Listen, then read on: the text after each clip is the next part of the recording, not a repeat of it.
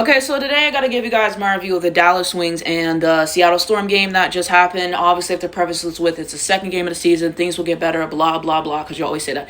But yeah, let's start off. So Paige Bueckers ultimately finishes with 19 points, 6 rebounds, 8 assists, 2 steals, and 1 block, 50% from the field. And then this is the full stat sheet, if you will, 58.6% true shooting, 50% from the field and everything like that. She had, 3 turnovers? I think, obviously, that has to be cleaned up. Like I say, Paige is the efficiency queen.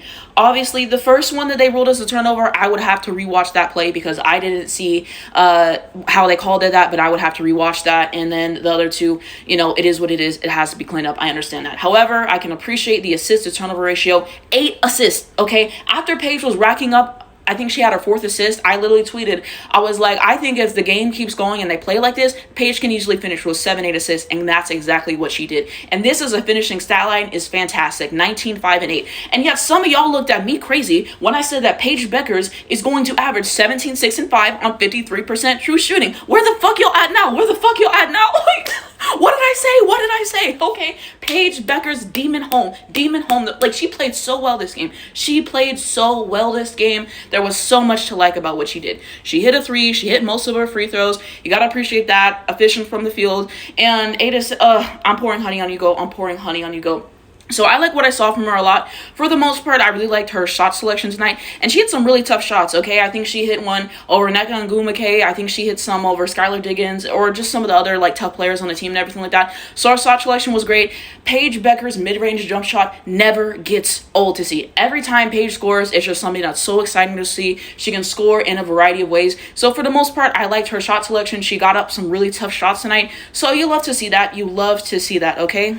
I also do agree with this tweet. It says Paige should have easily got her first double-double, but nope, they were replying to me exactly. Yeah, she could have walked away with the double-double chart. Also, let's talk about Paige Bueckers' defense tonight, because I thought she had a lot of good moments, okay? She literally got a block on Skylardiggins' head. I'm pretty sure she got a steal off of her.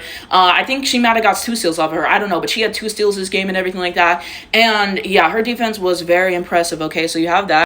Not to mention right here, look at her. She forced the offensive foul. She found them. She got right in between both of them, and she forced them to commit the offensive foul.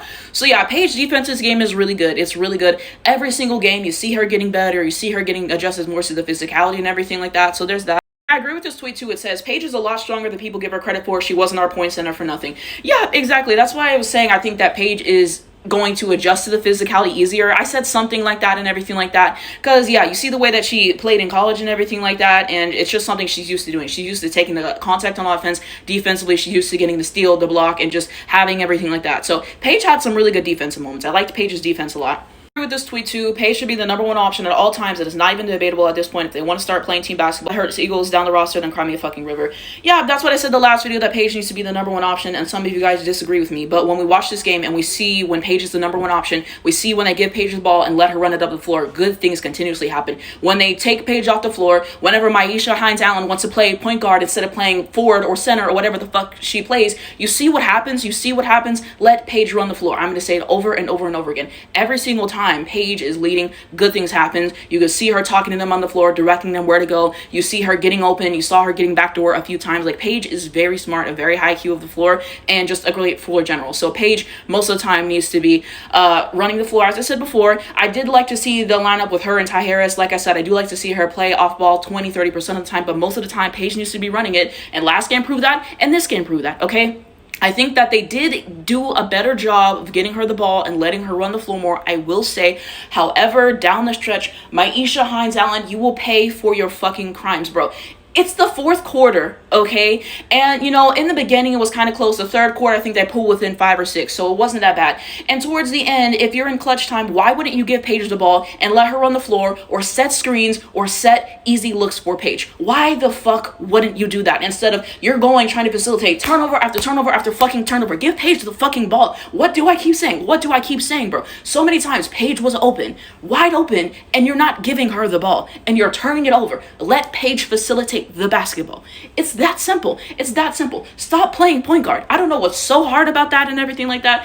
And I just had to get that out the way too. Another thing I will say is that they did set some screens for her. Okay, Tiara McCowan, I'm going to give her some flowers later, but she set a screen for her to hit an open 3, which was great. And Nalysasmith set a range for her to hit the mid-range. So I like that they're doing that. They need to set more screens for her continuously and Arike and just for each other, just to open each other up and everything like that. But they set some screens for her finally. So, hey, I was thankful. I got to talk about this tweet. It said, I will say this, for those that don't think Paige Bueckers is the real deal, we are now 2 games into the season and she's being denied and double teamed on nearly every possession. Paige Bueckers is the truth.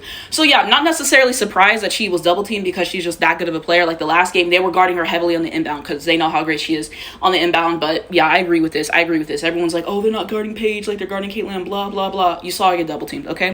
And this is a similar tweet. It says, Paige is already getting double teamed just 2 games in. They know she's a dog. Okay, so that exactly. I just saw this tweet that's pretty cool. It says, Paige Bueckers becomes the 2nd fastest player in WNBA history to record a stat line of 15 points, 5 rebounds, and 5 assists behind only Candace Parker. Yeah, Paige is a special player, bro. She really did everything she could tonight. I also want to add, I really like Paige's, outfit, her tunnel fit, okay? It's so shiny. It looks good, okay? So there's that. And then here's another one. I like it. I don't know why y'all hating. I think dijonaicarrington's fit was really good. Okay, so there's that first one. And then here's the second one. She looked good. I really agree with this tweet. This lineup was way better when Paige was the primary option. Exactly. And then this one too. And then, yep, this one too. Talk about this tweet, but they said also these refs are trash. Like, yeah, the refs, I don't know. More fouls should have been called. But I agree. So I have to talk about Arike. Arike was really bad this game. 2 of 14 from the field, 1 of 8 from 3. It was 14.3%.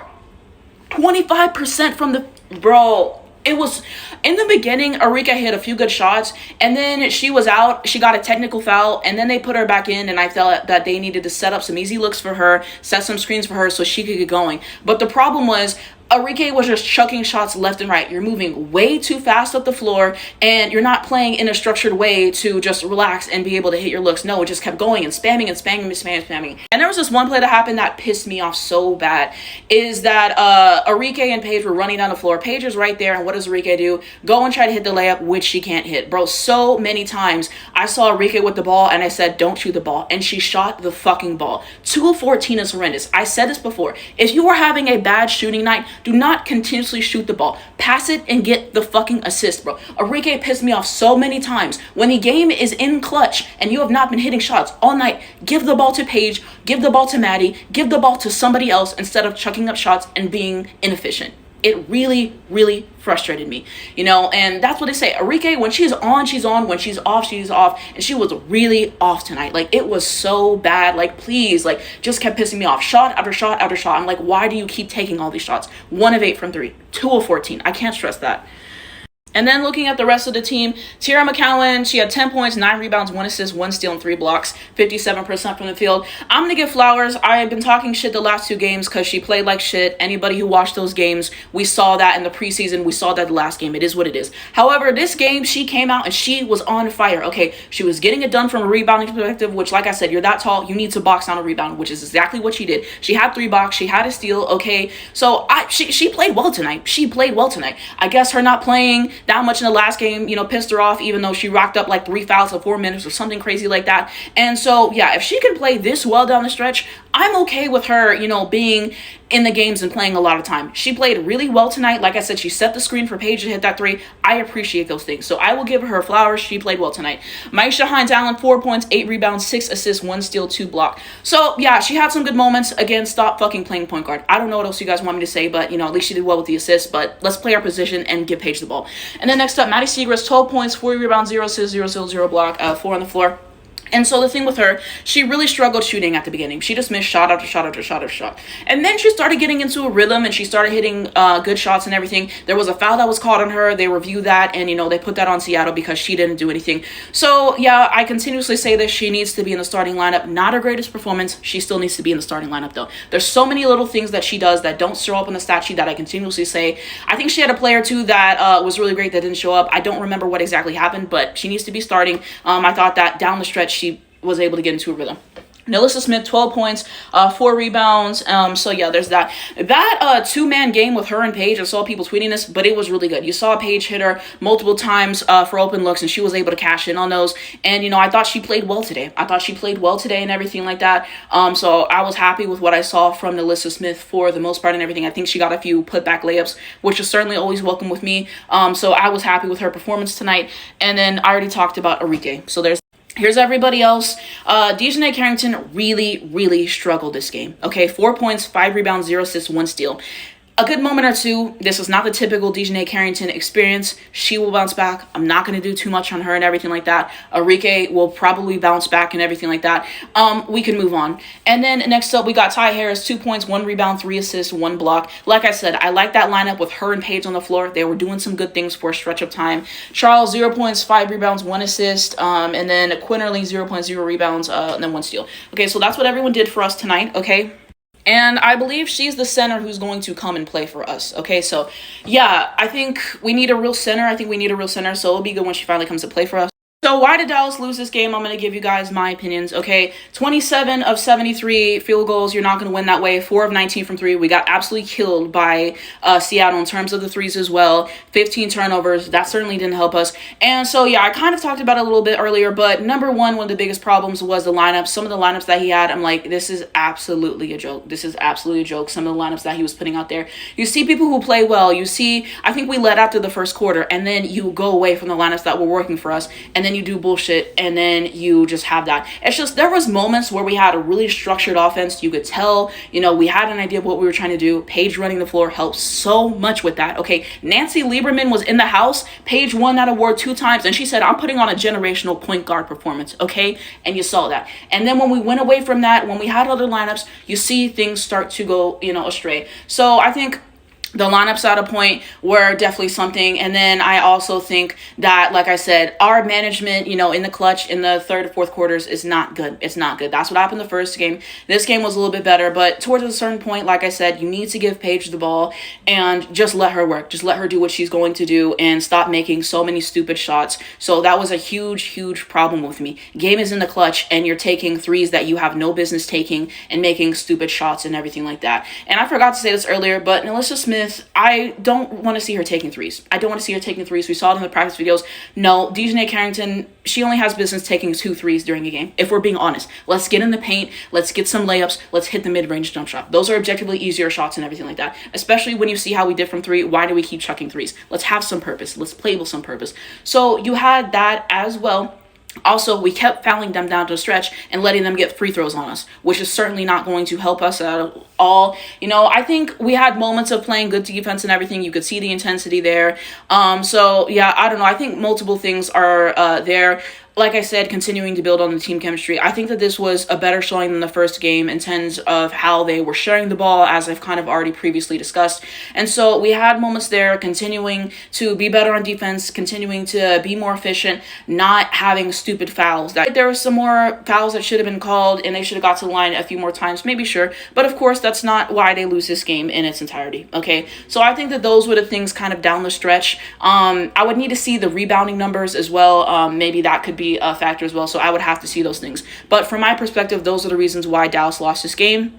And so I saw some good stuff this game. I saw some bad stuff. We need to get better in the clutch. We need to get better in the lineups. And everybody needs to buy into what their exact role is going to be. I 100% agree with people. Not everybody can play point guard. Not everybody's a shooting guard. Not everybody's a center. Let's buy into our role. Some of you guys are role players, and that's okay. Just do your part, execute that to perfection, and we will be fine. But we really need to have that and everything like that. We need to have structure. We need to make sure that Paige is the number 1 option. We need to have a lot of plays set up for Paige and for Arike, setting screens for them. Like I said, Dijonai is your defensive anchor, and just setting those things out and finally figuring out the starting lineup and who plays well together and who doesn't. I would like to see more of the Paige, Ty Harris lineup that we saw tonight.